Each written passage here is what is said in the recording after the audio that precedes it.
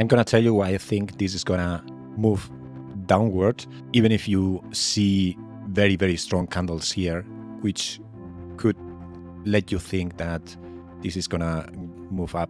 So let's check on, first of all, we have a huge downtrend, right?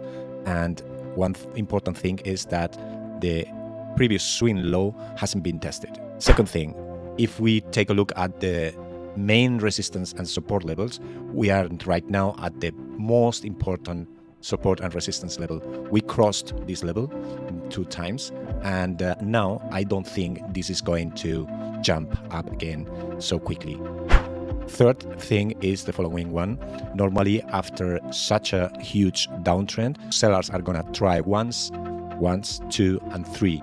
And I wanna see this third movement downward. And the fourth point is we have a POC here, and the POC is gonna be the target price for sellers. So sellers are thinking that they have to exit at this POC, and the movement is still not finished.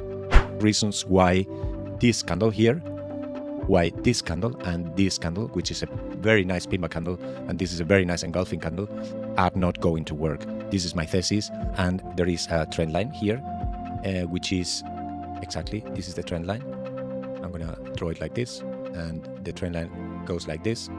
And this trend line is also acting as a resistance level. So I don't think professional buyers are gonna buy here, even if they see a very beautiful candle. So the best solution is to wait for price to come down to the POC, and from there you can enter long in this configuration and see what is happening right now.